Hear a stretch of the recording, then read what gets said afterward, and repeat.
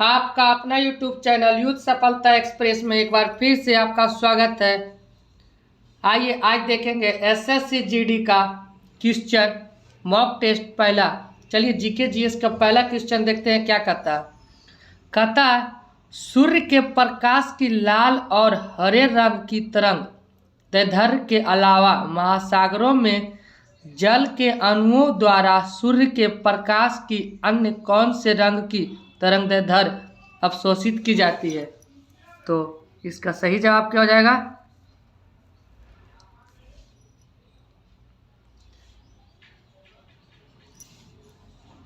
इसका सही जवाब है पीला।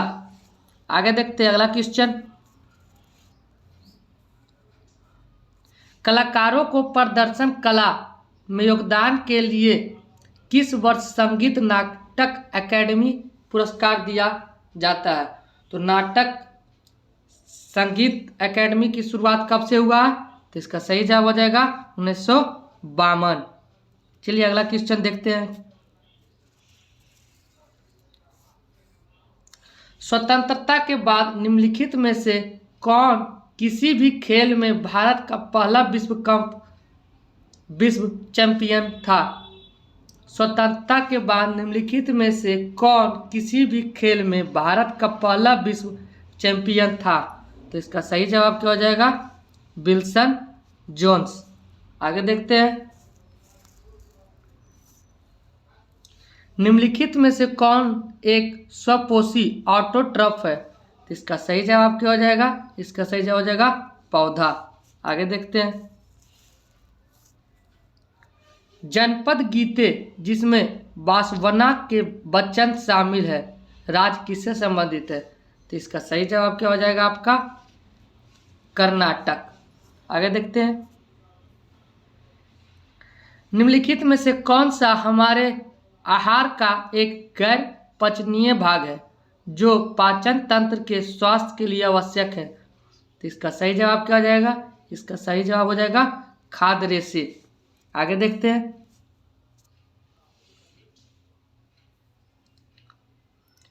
पाटकर चित्रकारी की अद्वितीय सांस्कृतिक प्रतीक है। तो इसका सही जवाब क्या हो जाएगा झारखंड। अगर आपको कह दें कर्मा तो कर्मा कहाँ का झारखंड के ही है। यक्षगौन कहाँ के कर्नाटक का। आगे देखते हैं। स्वतंत्रता के बाद पहली बार भारत ने किस ओलंपिक खेल में पुरुषों की हॉकी स्पर्धा में स्वर्ण पदक जीता। तो इसका सही जवाब क्या हो जाएगा।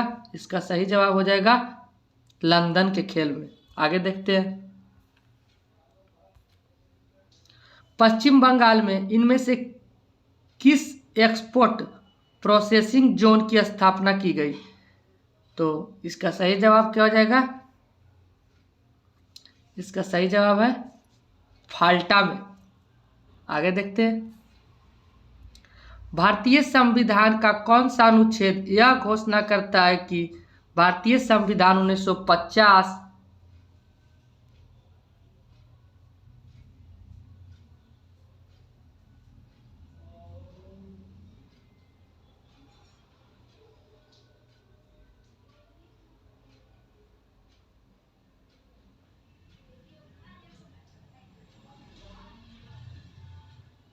1950 के लागू होने से पहले के भारत के भाग 3 से असंगत सभी कानून शून्य माने जाएंगे।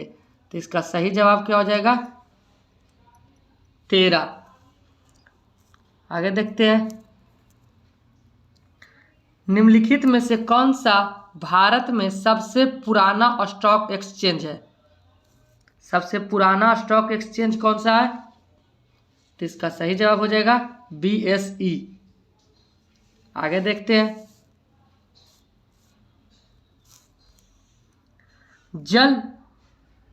जल तालिका के नीचे कठोर चट्टान की परतों के बीच जमा भूजल को किस नाम से जाना जाता है। तो इसका सही जवाब हो जाएगा जल मृत। आगे देखते हैं।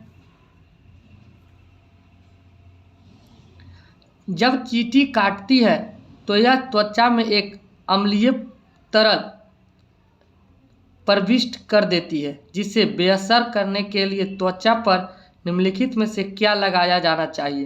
तो इसका सही जवाब हो जाएगा नम बेकिंग सोडा। बेकिंग सोडा को खाने वाला सोडा भी कहा जाता है। आगे देखते हैं।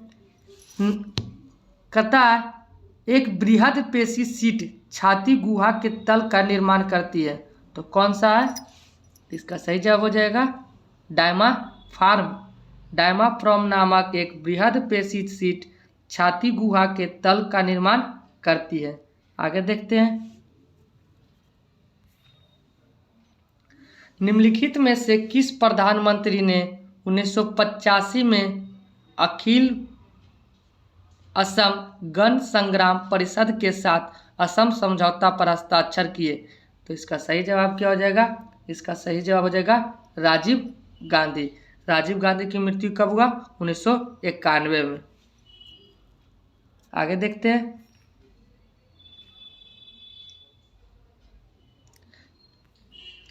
एक नवंबर 1858 की निम्नलिखित में से किसकी उद्घोषणा के बाद यह घोषणा की गई थी कि अब से भारत एक राज्य सचिव के माध्यम से और ब्रिटिश साम्राज्य के नाम पर शासित होगा?